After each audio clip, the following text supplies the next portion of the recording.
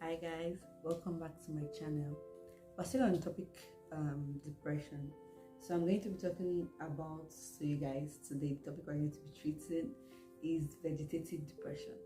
I'm very sure you're like, vegetative depression, what's all that? So I'm going to be breaking it down slowly. So now we should all understand, I'm very sure we're aware, at least from the previous videos. If you've not watched the previous videos, you can just go back in case you're joining us for the first time.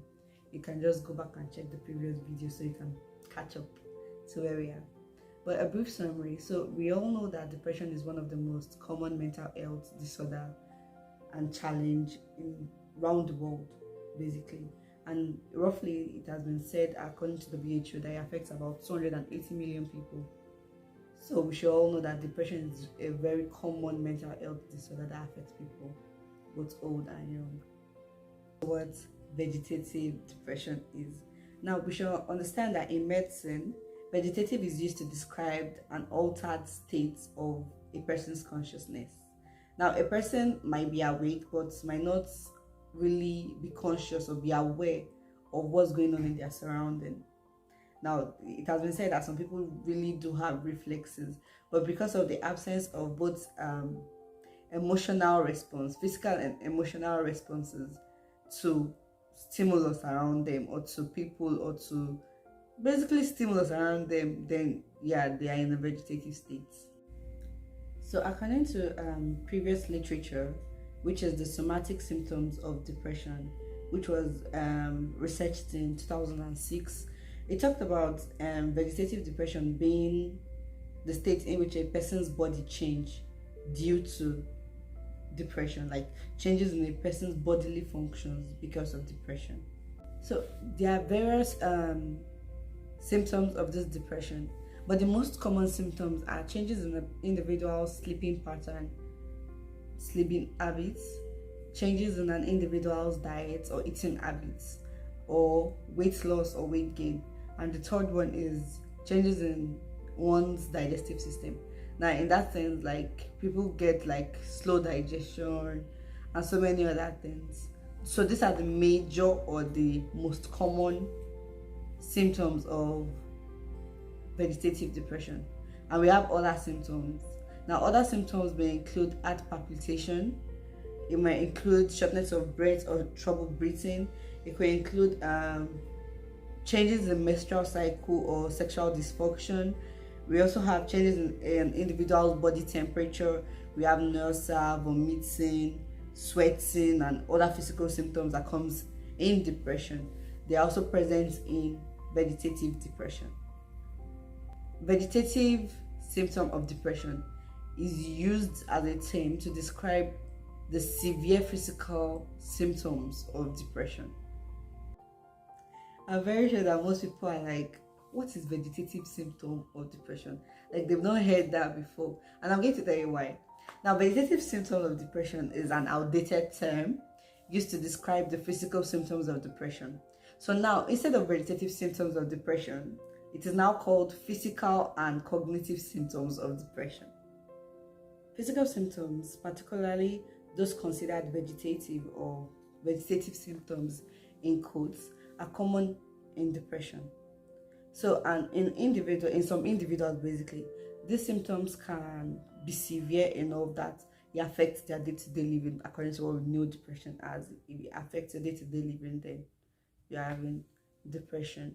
So now, according to the National Institute of Mental Health, some of the physical symptoms of depression can be change in appetite, excessive eating, but it could be increase or decrease in one's sleep pattern, eating pattern, increase or decrease in body weight.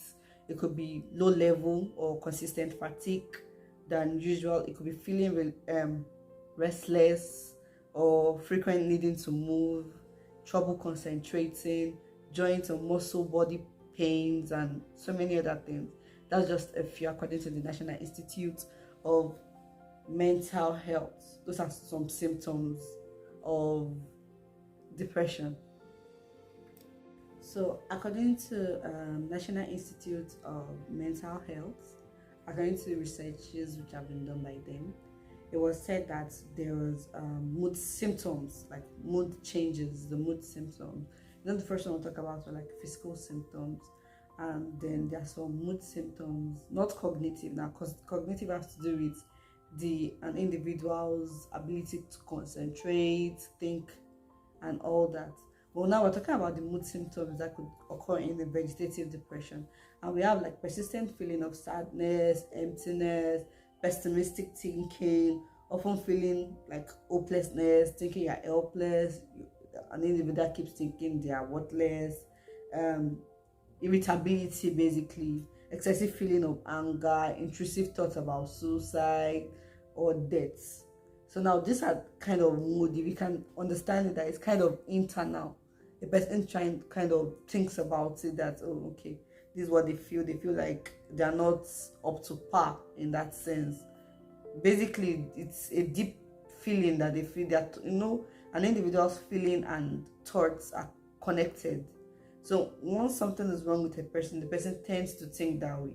Now this brings us to the cognitive symptoms in vegetative depression. In cognitive symptoms, we should understand that cognition has to do with an individual's thought processes, your thoughts functioning, your attention, your learning, your memory, your concentration. That's all what cognitive has to do with, deal with. That's what it works with. So now some cognitive symptoms of depression may include trouble forming thoughts, or trouble forming objective thoughts or remembering things properly, difficulty concentrating or focusing on a particular thing for a span of time, and trouble making plans or other decisions, processing information. Basically, all this has to do with your thought processes, your attention, your learning, your concentration, and thought formation, your thought functioning. That's what cognitive symptoms is basically about. Research have suggested that cognitive symptoms are very important for clinicians to understand the onset of depression in an individual, basically, because it's like a significant element of major depressive disorders, and it can be used to learn more about the onset and progression of an individual or someone's depression. And truth be told, it could be treated. There are treatments for it.